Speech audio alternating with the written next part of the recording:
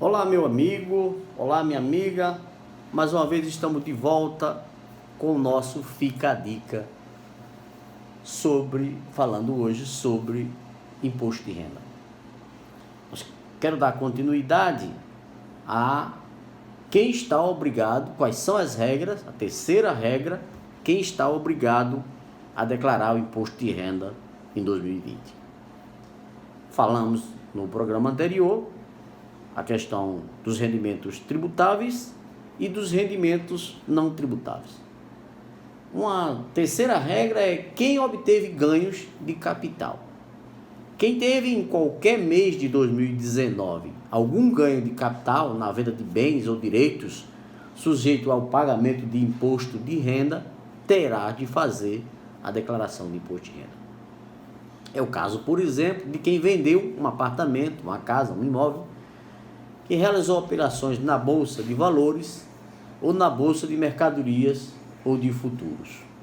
Então, essas pessoas estão obrigadas a declarar o imposto de renda em 2019. Mesmo que não tenha as regras que eu falei anteriormente. Mesmo que não tenha rendimentos tributáveis, que não atinja os R$ 29.559,70, que não atinja os R$ 40 mil de rendimentos isentos, mas se teve operações de venda de bens ou direitos, está obrigado a entregar a declaração de imposto de renda. Isso é uma coisa que as pessoas às vezes não observam. Como eu tenho falado, existem regras. Regras são para serem cumpridas. A Receita Federal hoje tem um sistema e ela identifica através da DIMOB, que é uma informação, uma declaração enviada pelos cartórios, qualquer operação de compra ou venda de imóvel. Pelo seu CPF, ela vai identificar se você teve alguma operação dessa natureza. Existem algumas regras de quem não vendeu nenhum imóvel nos últimos 5 anos, se foi um imóvel de um valor menor que X, se essa pessoa esse imóvel era o único imóvel da pessoa. Existem algumas regras, mas em regra geral é preciso observar esse detalhe.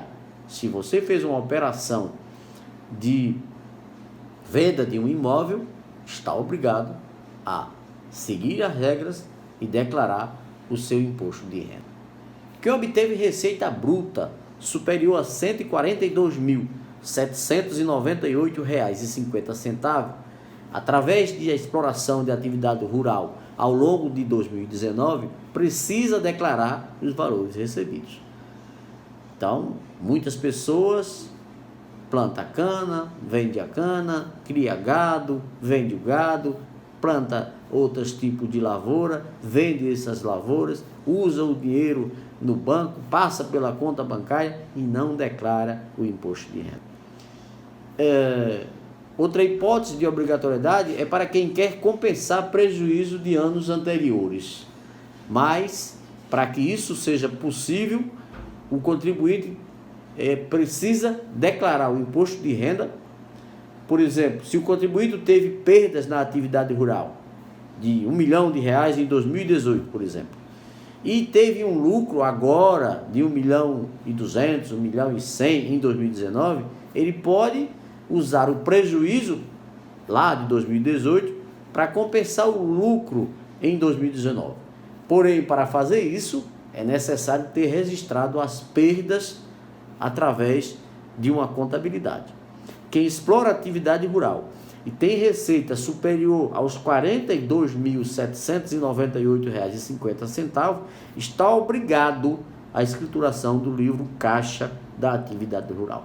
A própria Receita Federal tem um sistema, um programa, no qual existe um plano de contas, existem as contas definidas e este produtor rural deve ter documentação hábil através de notas fiscais de despesas e notas fiscais de receitas, tendo assim a obrigatoriedade de manter uma escrituração regular, onde conste todas as receitas advindas da atividade rural e todas as despesas. No site da Receita Federal, no manual de imposto de renda, existe elencadas quais são essas despesas que o produtor rural, o fazendeiro, como a gente costuma chamar, pode deduzir no seu imposto de renda, desde que ele faça o livro caixa da atividade rural, que ele mantenha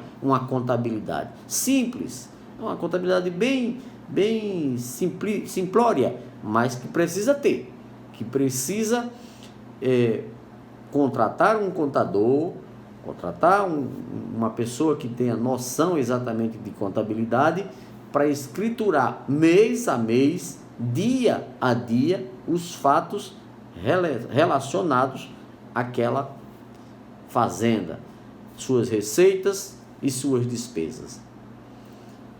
Assim, o fazendo, ao declarar imposto de renda, lá existe um quadro onde você vai informar mês a mês as suas receitas e mês a mês as suas despesas. Dependendo da situação, você pode ter prejuízo ou ter um lucro. Há duas formas de tributação da atividade rural no Brasil. Uma delas é presumido, onde você tributa 20% daquilo que você declara. Se você declarou 1 milhão, você pode oferecer para tributação 200 mil, faz a escrituração do livro caixa, mas o imposto será cobrado de acordo com esses 200 mil. O imposto será 15% em cima dos 200 mil. A outra é o efetivamente lucro ou prejuízo do período. No exemplo que eu estou dando de R$1 milhão de faturamento, se você tiver despesas legais, as quais a Receita Federal divulga quais são as despesas possíveis de serem abatidas do imposto de renda da atividade rural, escrituradas no livro caixa, onde lá tem as notas fiscais, os comprovantes de pagamento, as folhas de pagamento, recibo, enfim, toda a despesa a qual se relaciona para que você possa explorar aquela atividade. Você tem, naturalmente, despesas. Nenhuma atividade tem apenas receitas. Aí você vai fazer a diferença ou o lucro entre, se você teve R$1 milhão de faturamento e teve 950 mil de despesas para explorar essa atividade, você terá um lucro de 50 mil. E é estes 50 mil os quais você vai oferecer para tributação. Como eu falei, 15% de imposto de renda sobre o seu lucro. Ou se você tiver um prejuízo na sua atividade, você faturou o mesmo R$1 milhão e teve um investimento muito alto e teve um prejuízo de 100 mil, de 200 mil para o exercício que você está declarando. Então você teve um prejuízo, receita 1 milhão, despesa 1 milhão e 200. Não irá pagar imposto de renda. Quando você tem prejuízo, você não paga imposto de renda sobre os prejuízos, nem as empresas, nem as pessoas que exploram a atividade rural. E você ainda poderá compensar esses 200 mil que foi prejuízo no exercício seguinte, ou nos exercícios seguintes. Até 5 anos você poderá compensar esses prejuízos. Mas é preciso relembrar, para isso é preciso que você mantenha uma escrita regular, que você tenha o livro caixa, no mínimo, da atividade rural, ou diário, razão, como manda a configuração da contabilidade. Mas é bastante o livro caixa, onde tenha mês a mês a sua receita e mês a mês a sua despesa. Lembrando que despesas têm que ser lastreadas por documentação idônea e confiável, que a Receita possa checar e ver a veracidade dos fatos, que existam notas fiscais, que existam documentos, tais como folha de pagamentos, recibos, água, luz, telefone, enfim, todas as despesas que você tiver que ter para exploração da atividade, você poderá escriturá-las no livro caixa e abatê-las no seu imposto de renda na hora de declarar. É um fato que as pessoas às vezes não sabem, É um fato que as pessoas às vezes não conhecem, é um fato que as pessoas às vezes não se preparam para isso. Tem muita gente que explora a atividade rural, que tem um negócio de fazenda, que compra e vende gado, que explora cana-de-açúcar, coco, enfim, toda e qualquer atividade rural, e que não tem os devidos cuidados de fazer o livro caixa, de guardar as despesas, de manter uma contabilidade regular, de escriturar o livro caixa da atividade rural. E um belo dia, essa pessoa será chamada pela Receita Federal. Fica a dica, era isso que a gente tinha para hoje. Vamos dar continuidade a este tema nos próximos programas. Eu agradeço mais uma vez a sua audiência, você que tem nos ouvido, você que tem nos assistido, ouvido os nossos podcasts. Vai lá no nosso canal de podcast, na nossa página da internet, www.proconta-al.com.br. Está sendo publicado semanalmente os nossos podcasts. Ou vá no nosso canal do YouTube, que é o qual nós estamos publicando estes vídeos, e assista com muito prazer. Fico muito feliz por estar colaborando com você.